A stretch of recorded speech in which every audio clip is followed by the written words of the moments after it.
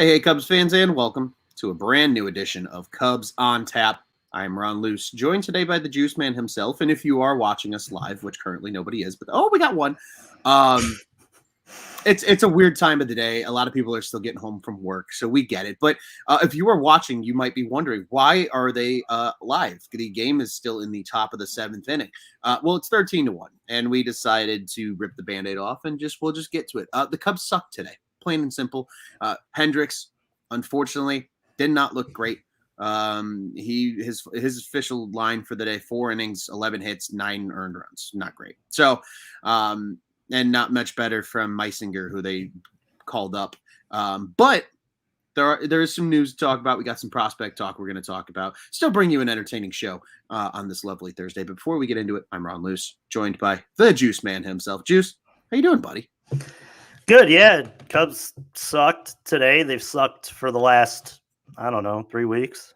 Maybe even going back further when they still had KB and, most of the core. But I don't know. Today is like, I had a long day at work today, and then I get home and I'm like, all right, Cubs baseball. Nothing could be as bad as the day that I had at work. And then you watch this, and yeah, just like a terrible day. Like, and I don't know about you, South Bend, it's cloudy and seems like it's going to rain again. And we're getting to the end of summer, which always sucks, right? Like you're getting to fall, and fall's okay, but fall also means that you're right around the corner from winter. And True. Yeah, winters obviously in the Midwest are a pain in the ass. Awesome. So it just seems a lot of bad. I actually got really excited from one tweet today, and the tweet was the fact that Justin Fields was the best player on the practice field today. And I'm like, okay, like at least I got some silver lining for sports to look at.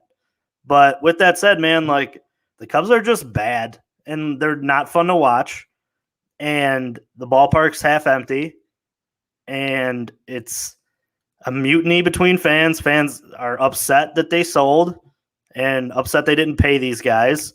And that's fine. But I'm excited to talk about the prospects we're going to talk about today because, like I said on the last episode me and you were on, it's a glimmer of hope that this thing doesn't drag out as long as a lot of people are saying this is going to be. I mean, there's people I've seen on Twitter, they're like, good luck, Cubs aren't going to be good until 2026. I'm like, dude, come on. Like, that's some ridiculous talk right there. That is. It is ridiculous. And it's just being unaware of what's going on in the farm system, I think, in a lot of ways. And I know that we've talked about diving into the prospects and having some guests on who are front and center. I know me and you just talked about off the air going and watch the South Bend Cubs a little bit just to, get one in before the end of the year to see what these guys are like in person, do our own evaluations. That way we can talk to some fans down there about what they see. I know there's a lot of season ticket holders who are really high on, Canario, and, you're seeing some good things down there from like Max Bain, and, up and down that roster, there's guys to talk about. And absolutely. I don't want to be the guy who doesn't talk about what's going on in the Major League roster. I know we're going to touch on the game a little bit, but with that said, like the future is now for this podcast and for the team. So let's see where you got to face what happened. A 3-run home run for the Brewers makes it 16-1 now. So yay! Well, there you go. So 20 runs by the end of it. It may happen. It may happen. Thank you for the note, by the way, Doper. It was so weird. Mobile Twitter said the link wasn't available. Yeah, I noticed a weird link too. Sorry about that. Thanks for everybody that is listening. I don't know what the hell happened, but again, I think that just sums up the Cubs game today. Is like the link isn't working. This, that, and the other. And again, let's just quickly mention what happened today. So the Cubs have 3 total hits on the day. The Brewers have 18. I think that's a good summation of what's happened so far. Kyle Hendricks, not good today. 4 innings for him, 11 hits, and unfortunately 9 runs. Yeah, it's not great, Bob. I mean, literally, there's like nothing good to talk about today, except for the fact that my boy here that I'm wearing, Mr. Rafael Ortega, just continues to hit and actually do shit. And it's great. At least somebody's doing something, because God forbid he was just as bad as the rest of the roster right now. I would be crying because I would just be absolutely fucking miserable. But we can talk a little bit about the Major League roster, Juice, and I alluded to something. There was a lot of news that came out today. Meisinger was recalled from AAA Iowa, and he sucked. He gave up 4 runs as well in today's game. But after a very brutal start yesterday for the Chicago Cubs, Jake Arrieta is no longer a Chicago Cub. He was released unconditional waivers today for purpose of release. So he is done. He is gone. Is it the end of his career? Maybe not necessarily. Definitely the end of his Cubs career, no doubt. But no guarantee. I mean, the Baltimore Orioles or somebody terrible could pick him up just to eat a couple innings, for the rest of the season. It would be very ironic if he went back to Baltimore too. I don't think he wants to do that. But nonetheless, I mean, again, there isn't a lot of good to talk about from today's game. But we can talk a little bit about the Arrieta news. Wilson Contreras also placed on the 10-day IL. So, what was the one normalcy piece of the roster is also hurt now. So it's truly going to look like the AAA Cubs for the rest of the season. But yeah, man, I mean, that's the big news, right? Jake Arrieta, his time as a Cub officially ends. And Juice, I want to get your thoughts on a thought that I had today when I saw that news. And it was, part of me almost wishes he didn't come back to the Cubs, because I feel like his career as a Cub now is going to be just a little tarnished. Not going to be able to take away from what he did from, half of 2013 through 2017-ish. But this year didn't help his legacy. I mean, a 6.88 ERA, I think, was officially what it was in 20 starts with his release today. I mean, that's just miserable. That's just, it just sucks. I was talking to, one of my former coaches at St. Xavier. I was up there doing a little broadcast prep work for the fall and, a little fun stuff. But him and I were talking. He's like, I just feel bad for Jake. He's like, it's such a terrible way to end your Cubs career after the glory years that he was here. It almost feels like they would have been better off just letting him be a free agent and literally bringing in anybody else, even John Lester coming back. I know that's something that we've brought up here at Cubs on Tap numerous times. But Juice, my question being, I kind of got sidetracked there. Do you believe the 2021 season has tarnished Jake Arrieta's reputation and legacy as a Chicago Cub? I always thought, and this is probably really super unfair to Jake, but I always thought that Jake would be the one, when we're talking about this 2016 on run or 2015 on run, that he would be the one you forget about. Just because he didn't have a huge personality, he's not like the John Lester side. It was almost like you lucked into Arrieta, right? Sure. And he obviously won huge games for the Cubs and pitched awesome for 15 and Bob Gibson-esque. But he never really had a huge personality, and he never really was good with the media. Great teammate. He loved being around the guys, but it's almost like a Dr. Jekyll and Mr. Hyde kind of thing from his first stint to his second stint. You got to think first stint comes in, looks great, throws great, sets numbers, wins the World Series, and then he goes to another team.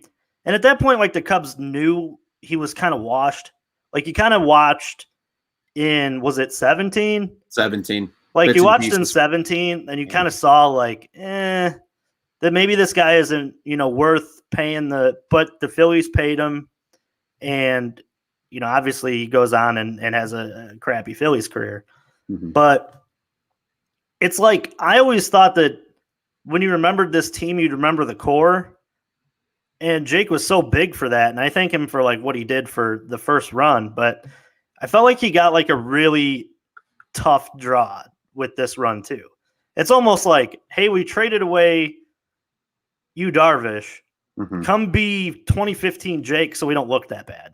And that's unfair to Jake, right? 100%. I mean, you're talking about a difference of 5 to 6 miles per hour off his fastball, and he never had the breaking stuff after, his like I said, 17 was kind of the last kind of hoorah, and he never really got right. And I know he pitched really decent in 18 for the Phillies for a span of 10 starts. Yeah, to the point where people were the Cubs made the wrong move. Right. But then, at the end of it, it was the same thing that we saw this year, which was he pitched really well when it was cold and nobody could hit.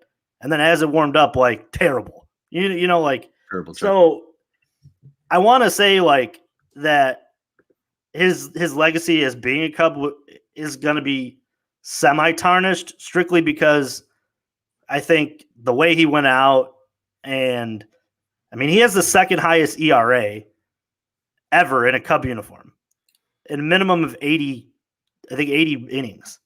Yes. I mean, I'm going to butcher that, but I saw that on Twitter. He's like 688 or something stupid like that. Like, that's terrible. Mm-hmm. And I feel bad for him because they brought him back to be a staple again, and he wasn't that. You know, like fifth starter was a stretch for this guy at the age that he was. And it was almost like he was painted like, hey, we got Jake back. You know, let's go for it. Right. And that was never possible. It's just not who he was anymore. And I felt like it was a tough draw, but he didn't make it any better either by being the guy who stepped out in front of the media. And obviously, you know, the thing last night, put your mask on. Hey, I don't want to get political with this whole thing because obviously this is a podcast, but that's offending a lot of people. Just answer the question. I know you're frustrated after, you know, the outing that you had, but just answer the question, right? I mean, move on. He had to have some type of idea that his days were numbered. I mean, it's not like this blindsided him today. I mean, it was probably made known, hey, man, get it together. And Rossi said it today too, right? You know, we gave Jake every opportunity to get it right. Yeah, 16-2. But Frank Schwindel, baby. Woo! Cole Swindell goes yard. But I don't know. I mean, in a way, like, it's kind of good though, right? I mean, the Cubs are trying to lose. So we should thank Jake in some way, in some kind of weird, like, Twisted backwards, you know, like, Yeah. But I don't know, man. Like, I don't want to get all political with it. It's just, I felt like just answer the question, regardless of what your political beliefs are. But I don't know. The way he went out, I think the media is really unfair a lot of times, and they'll paint him that way. Absolutely. Where, like, the backside of it is he was a huge piece to that 2016 run, and we should thank him for his service and, you know, for being a great Cub, too, for the year that he had. It was just an unfair draw for him this year. Absolutely. I'm 100% there with you. Marty jumping in earlier in the comment section, losses are win at this point, boys. Let's all be happy. And then he also joked early on, are we here to debate if Jake got the boot? Also, Patrick Wisdom just hit a solo home run, so don't call it a comeback, but is now 16-3. Still a miserable day. And I love Dope Redbeard's comment, by the way. The Myrtle Beach Pelicans are playing on marquee tonight for anybody that doesn't want to watch the Field of Dreams game for the other side of town. 6 o'clock on marquee, I believe it is. I'll be watching the Pelicans, man. I'll tell you that. Ed Howard, friend of the program, Jordan Wogu. It's going to be a good day. It's going to be a real good day. So that'll be cool. That'll be really neat, actually, to see. I will actually be with some friends at a bar. So there will be multiple TVs. So I, too, will be watching the Pelicans, probably also watching the Field of Dreams game. So 2 for the price of 1. But and then Marty also had a take on the Jake Arrieta situation. I kind of like the way he said this. Space Jam 2 didn't charge the original Don't Let Jake 2.0 ruin the version of the Snake. And I think it's fair because that's a good one. Yeah, I think it's fair because he wasn't the Snake this year. He was a shell of Jake Arrieta. Jake. Right. Yeah, he was just Jake. I don't know. The whole Space Jam 2 thing, I'm not watching it. I haven't watched it. I'm a big Jordan guy. I ain't watching that. Has nothing to do with anything other than the fact that Jordan guy. Refuse. I refuse. I'm not gonna watch it just because I heard it wasn't that good. So that's just I'm gonna say shocker. Well, yeah, shocker. I mean, I'm at the point now where like I'm gonna utilize that time to like maybe go back and watch Tiger King, which I still haven't watched. So what? I know, right? Hot take of the day. Wait, I never watched it. So let me get this straight. We're doing these Cubs on taps, and you still haven't watched Tiger King? Nope. I mean, you're watching Cubs baseball, but still haven't watched Tiger King. Yeah. Man, that's wild. That's dedication. That is dedication, but that's the type of dedication you get here on Tap. Remember, Sportsnet. Aliens, man. Aliens. No, that's what this podcast is going to start to be from here on out. Oh yeah, Prospects and aliens. Prospects and aliens, and a quick question I would like us to answer from Marty actually in the comments, because I think it's a good one and it doesn't require a terribly long answer. And then we can do a little bit of that prospect talk. But Marty would like to know, honest question: does Patrick Wisdom have a shot at NL Rookie of the Year? And I say yes. I think he actually does. Again, so I think what he's done in such a short span of time in comparison to literally the rest of the NL in terms of rookies, this year's class doesn't feel particularly strong. It's not a year where you have a up and coming superstar like a Chris Bryant at the time, or even some of these other guys, like, trying to think off the top of my head in recent memory, like a Bryce Harper coming up or a Trout or somebody of that nature, right? Like you're not going to get that. And I kind of agree. Dope Redbeard jumping in the comments here too says Jonathan India probably wins NL Rookie of the Year. He's been very good. I think Wisdom is a finalist. I really do. I think he's a finalist. I don't know if he necessarily wins. I absolutely think he's a finalist for it, though. I think he finishes to me, at least in the top 3. By Cubby Law for this year, anything bad? Yeah, there you go. I was just going to say that because they by Cubby Law. Yeah, anything that'll go wrong will go wrong, so he won't win. Right, exactly. Yeah. But I think he does have a legit shot, though. I think he'll be in at least the top 3 of rookie voting. Again, what he's done in such a short amount of time and the number of home runs. I mean, he's going to have a 20 home run season, maybe 25 if he continues to hit well down the stretch. Maybe 30. That'd be absolutely bonkers if he hits 30 home runs in I hope not. They probably win more games if he hits 30 home runs. Well, not necessarily, because when you're giving up 16, Patrick Wisdom can go deep 3 times and it can still be 16-3. Yeah, but now Jake isn't on this team to lose every 5th start. So I mean, you're going to get but Abbott or maybe in Keegan Thompson. Yeah, but even then, I'm saying. But even then, I mean, even in Justin Steele's start, they still lost. You can still score 2 runs and lose. So is he just hitting solo bombs from here on out? Not that he's really only hit. I mean, he's hit a lot of solo bombs from here on out. Yeah, because nobody gets on base unless Ortega's getting on base, because he still has like a 907 OPS. But let's be honest with ourselves. Outside of outside of Rafael Ortega, like nobody on this team's getting on base right now unless it's via the long ball. So realistically, Patrick Wisdom probably hits if he let's say he hits 10 to 12 more home runs for the rest of the year, I'm willing to bet that at least 9 to 10 of those are solo bombs.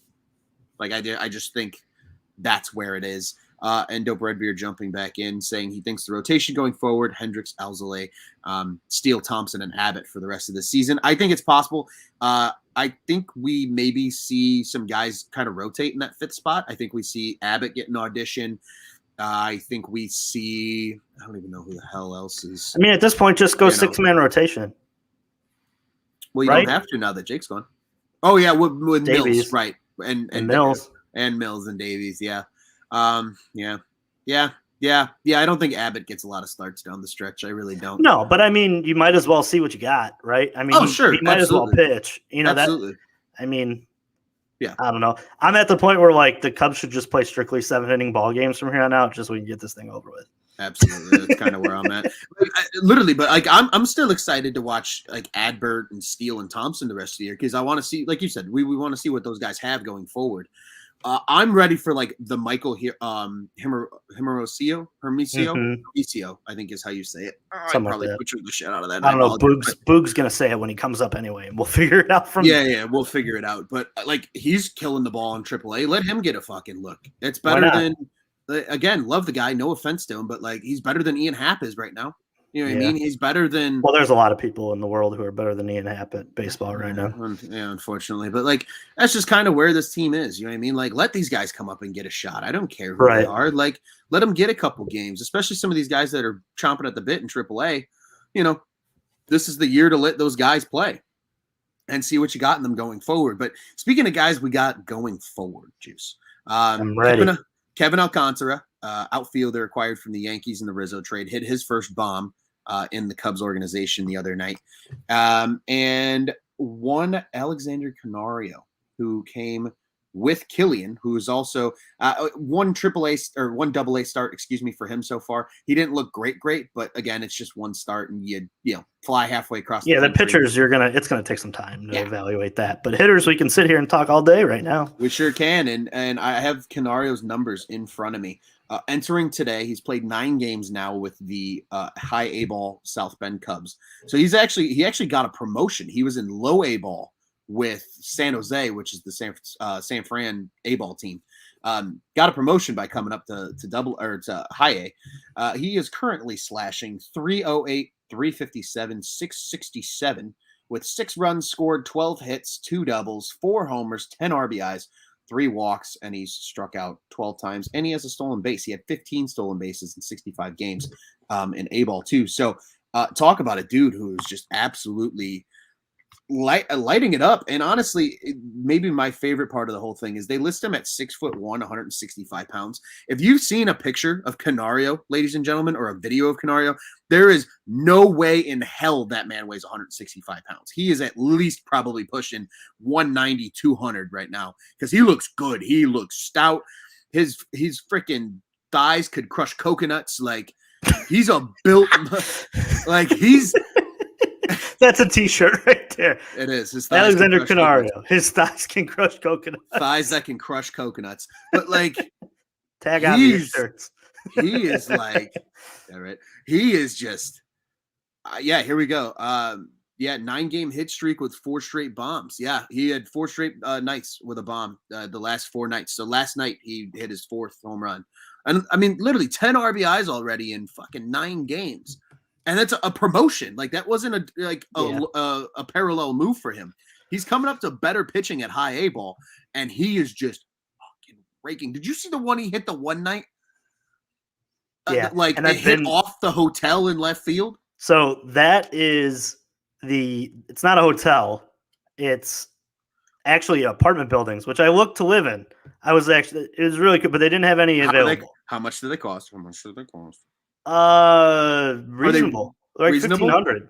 Like that would be a sweet spot to live. Like and they have like a patio, and you get 2 tickets for every game, no matter what. You can go. Yeah, it's cool. I really wanted to live there, but they didn't have any apartments available. Live there. And then I signed here, and then there was a 2-bedroom available right after I signed here. It's like, God damn it! But whatever. So, and I'm not far. I'm like maybe 10 minutes away from the park. Oh, that ain't bad. Which whatever. I'm good with where I ended up at. So that I've never seen a ball. I've seen a ball hit in that park. Mind you, I've only been there a few times, but I've seen a ball hit. They have a little tiki hut that's out there, and that's 360, 367. Wait, no, 370. So him to hit that easily, like 410. It's a bomb. They're not close by any means. So really strong. And it just seems like he's going to be a solid player for them. It's really interesting to see he's raking like this in high A, because as we evaluate these prospects, I think the best pitching you end up seeing is not in Triple A. You see the best pitching in Double A, and you see that in high A, because these guys are, the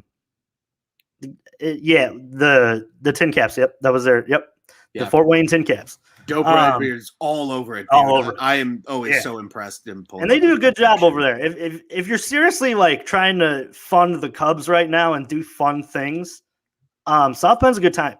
You know, you can stay in the hotel that's not too far away from the park. They got the river walk where you can walk up and down St. Joe's River, and the park is awesome. Like I don't mean to be like a guy who's like plugging it. I know that, I live out this way. It's pretty boring other than the South Bend Cubs. I mean, I know Notre Dame's here, but I'm not a college football guy. So looking at like the park, I suggest people go, man. There's only a couple homestands left, and it's super cheap. I sat behind home plate for $12. I mean, can't beat it, man. No, and you get to see that game close. You get to see, some of the prospects, come up through the ranks, and like you said, you get to see probably better baseball than we're watching on Marquee right now. So, and I hate to say it like that, but yeah, it's true, but great for kids too. So if you're a family and you got kids, they got the whole left field is like bouncy houses and games, and yeah, it's legit, man. I want to go in the bouncy houses, right? Yeah, the kids going in the bouncy houses. Right. I think they got a blow up slide, but whatever. That's enough for South Bend Cubs, Fort Wayne's field or tagging. But yeah, no, a lot of good things are happening in that farm system, and to see him hit at high A, I'm almost intrigued to be like, does this guy get a call up before the end of the season just to get some time with the Smokies? Because if he's going to keep, burning through this, and he's not being challenged, You're at the point where it's like you got to see if he can take the next step.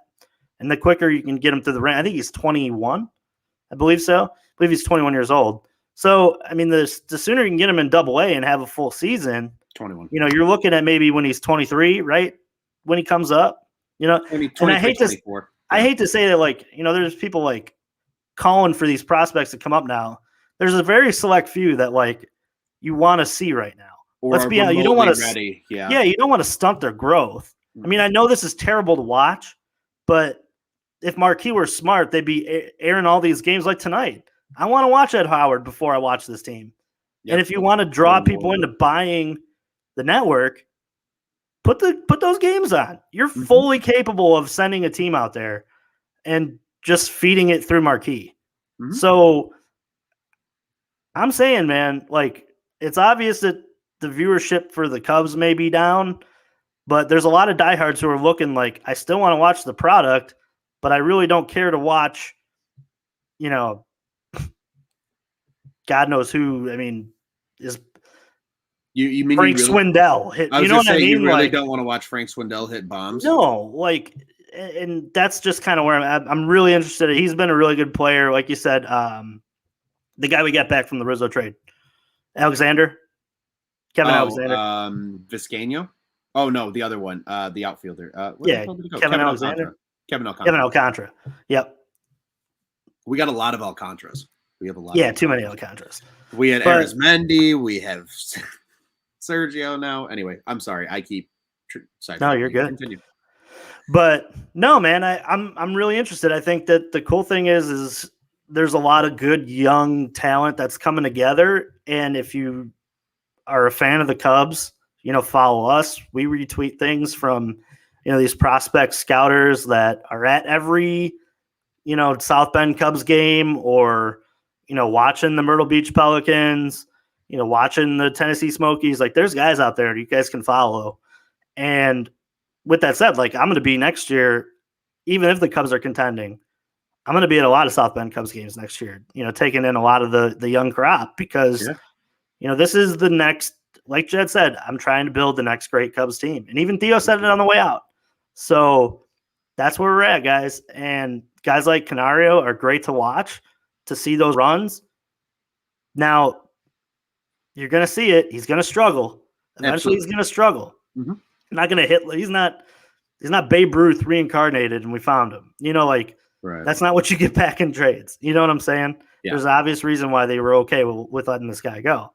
But I love it. It's something that, Cub fans need something to grasp onto right now. And he is exactly the person that every at-bat should be televised, watched, because that's, if you're a diehard Cub fan, that's what you're trying to watch right now. You're not, Cubs aren't the big league team. You're not trying to waste your time.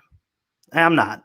I mean, we get on these, we talk about the games, we talk about, Justin Steele starts and Keegan Thompson starts, and, seeing, obviously Nico Horner when he's back, and, Patrick Wisdom as you're watching too, how could Rafael Ortega fit? But you're looking at like 10% of the team, right?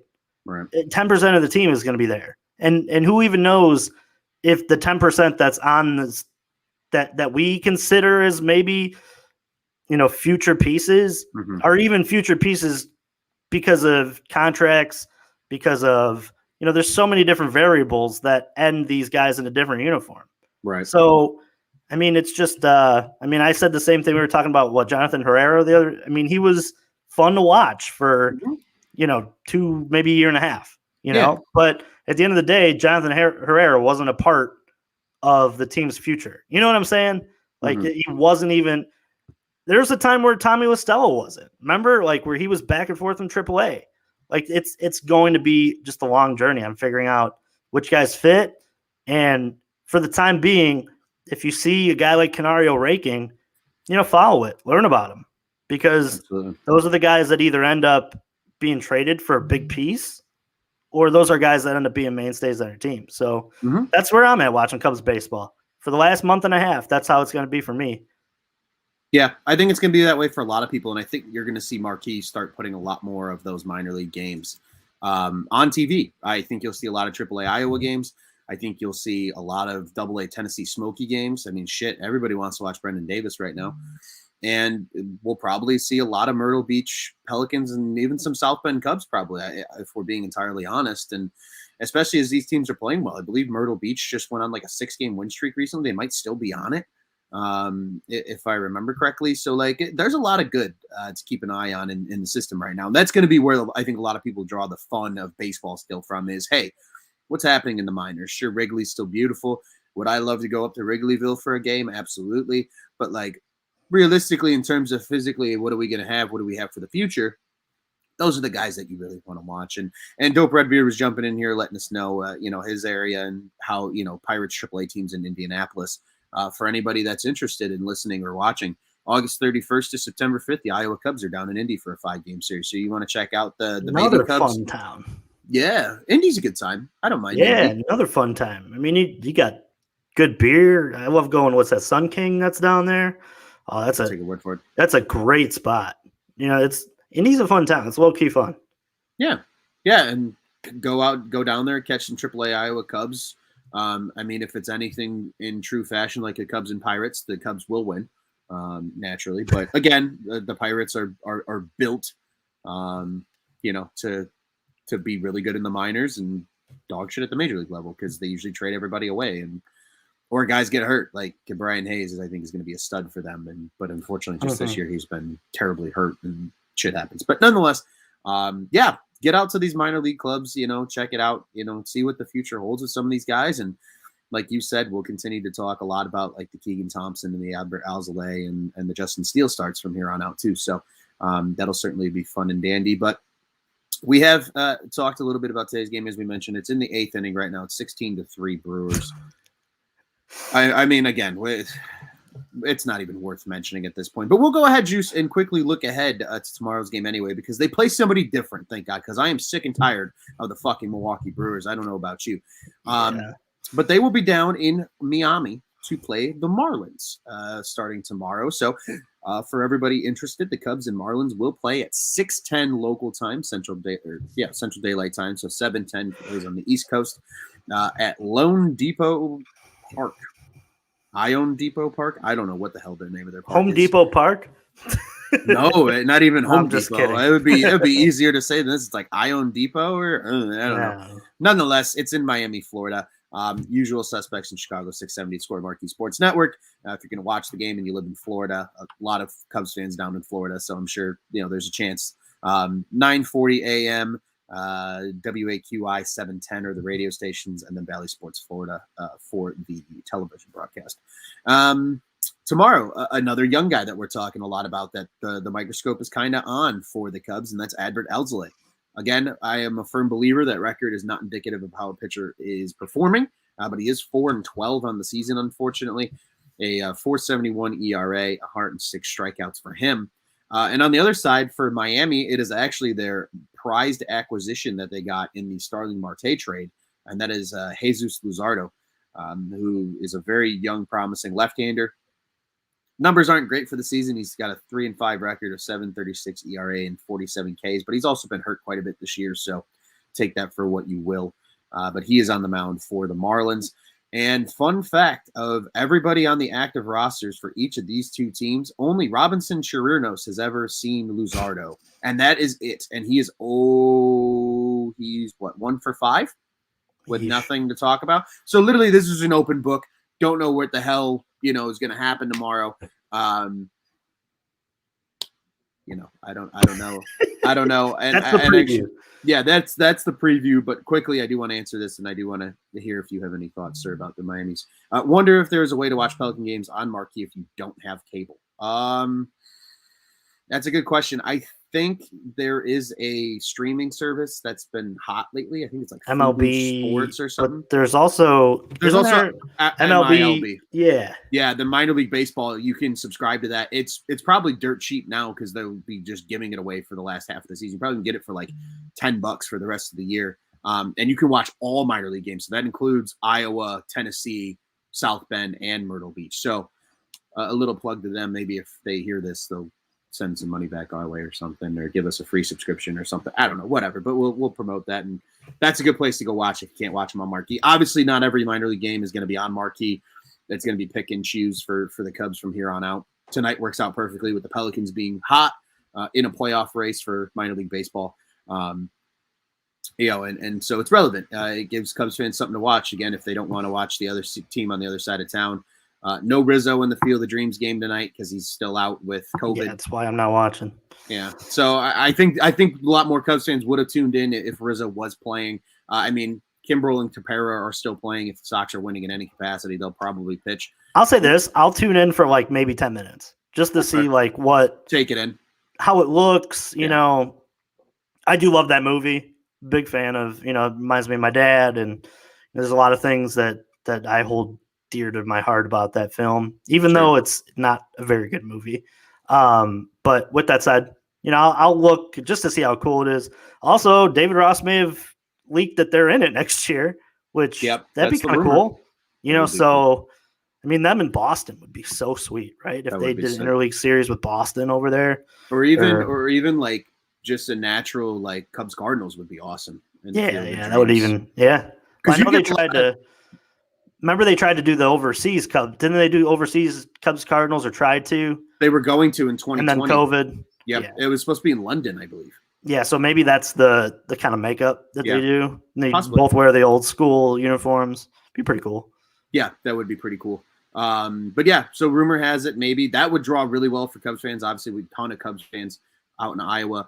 Dope Redbeard, thank you for joining us, sir. He gave us a nice compliment We'll see you, brother. In the comments. Loyal listener, and we always appreciate his input in the comment section. But yeah, man, I mean, tomorrow's game, again, I'm looking for growth from Alzolay, and that's really the extent of tomorrow for me. Yeah, learn how to pitch to lefties.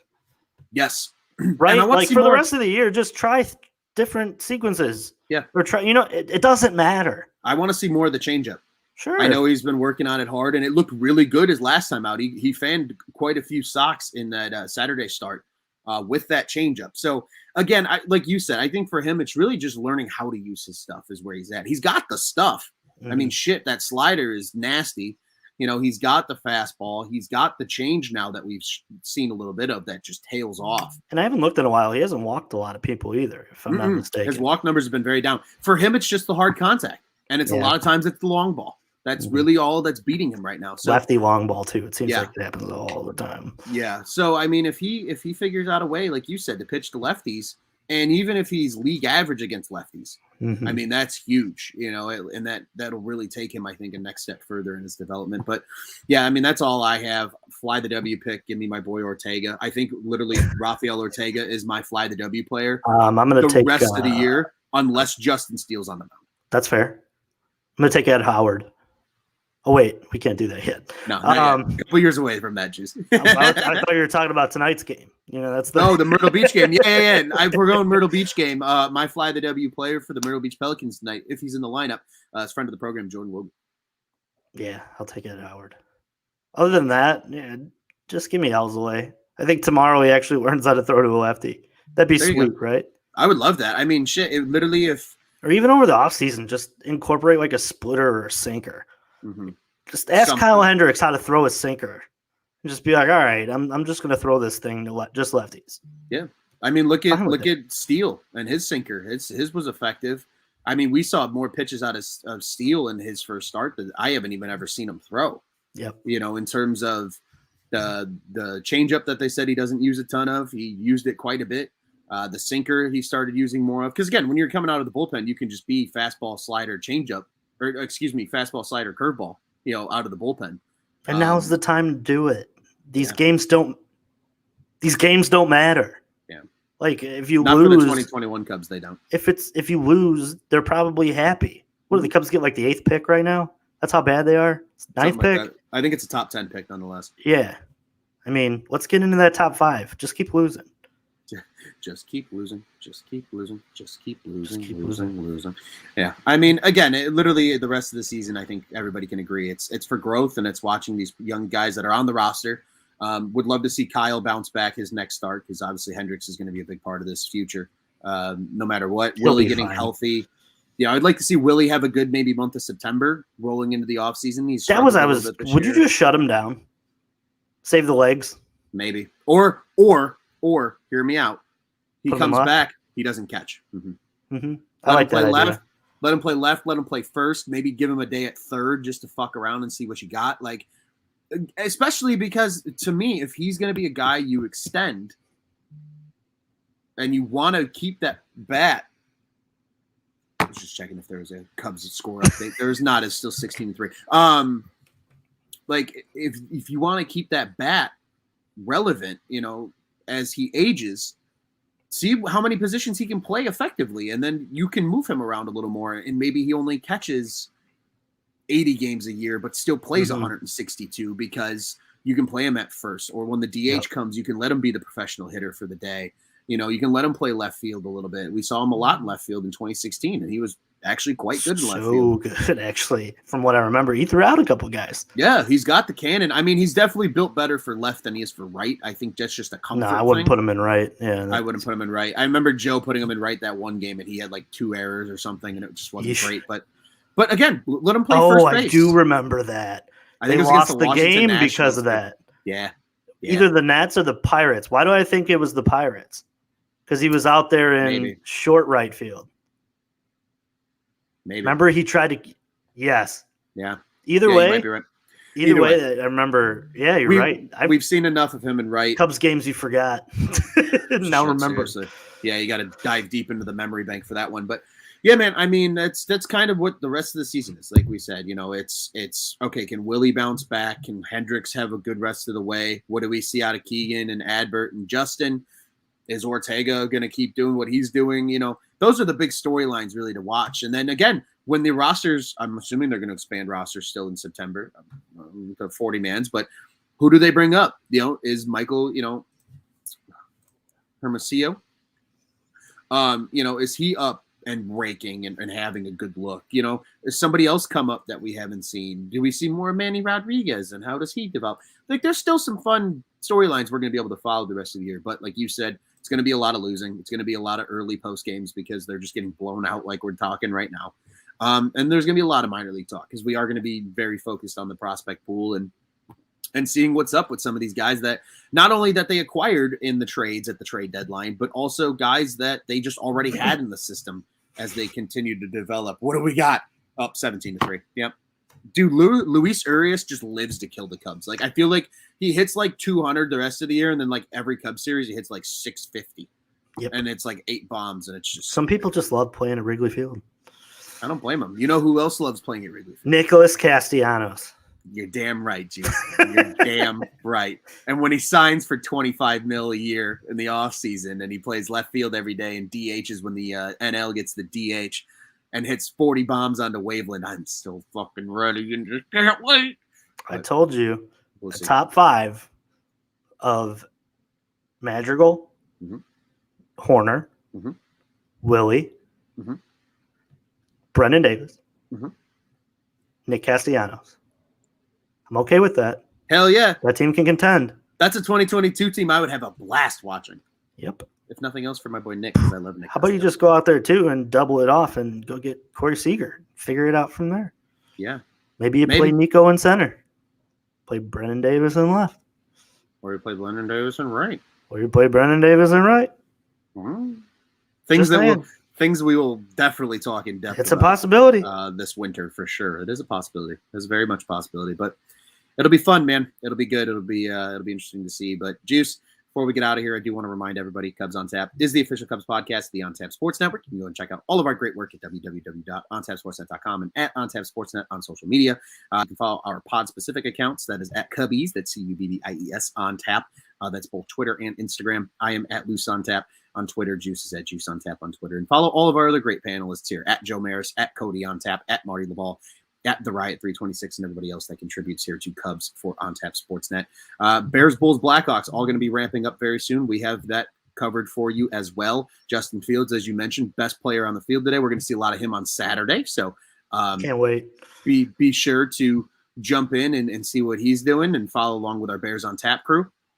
The Hawks are probably actually going to be fun this year. You make sure you follow us at 4 Feathers I am one of the panelists on that show as well. And then Bulls on Tap is going to be a blast. Goose and Buzz are going to have Goose and Buzz are going to have a real good time talking about the Bulls this year. DeRozan just official now. The Lonzo Ball thing official now. Caruso official. So how come we're the sad sack show of On Tap? Again, have you seen the meme of Thanos with little what did it cost? Gamora? Yeah, when he's like, the Bulls and Bears and everybody else in Chicago and the Sox are all good, and it's like, but what did it cost? It's like the Cubs, and it's true, unfortunately. But the sad sack show of On Tap. The sad sack show of On Tap. Only for a year though, Juice. 2022 is going to be a different story, and I think you and I for both firmly believe that. Maybe not World Series aspirations in 2022, but certainly but they'll be fun. Contention. Yes, and we are all about fun because having fun is cool and tough. And it can't get this worse. It can't get any worse than it is right now. So, and let's be honest, Cubs fans, we all have at least one friend that's been heckling us since the trade deadline about the White Sox. We have great coverage there. You're boring everyone. I know. The Sox on Tap crew here does a great job. Actually, fun fact: Steve and Tony are at the Field of Dreams game right now. Saw that. Good for them. So they're doing quite a bit of content. So if you are listening, you have friends that are Sox fans, tell them to go follow the Sox on Tap, and then you can get all the in-person coverage of tonight's game, because that is going to be something else. And again, if the Cubs are in it next year, maybe we got a little Cubs on Tap field trip in 2022. For myself, that's everything. I think the On Tap Sports Network. Go ahead and check out what's on tap in Chicago sports. Juice, buddy. Again, a shitty Cubs game, but still a fun episode nonetheless. Always a pleasure when the Juice and Luce show goes live. And we'll probably be back after tomorrow's game. I'm going to say that with a maybe because it just depends. But for sure, some members of the crew will be back Sunday. We don't do Saturday shows. It's just kind of the thing. Unless something crazy happens, then maybe we'll talk about it. Who knows? But if we don't get to talk to anybody that gets to listen to this, have a great weekend. And Juice, you have a great weekend, buddy. And we'll be in touch. What do you say? We get out of here the only way we know how? Let's go Pelicans. Let's go Pelicans, baby.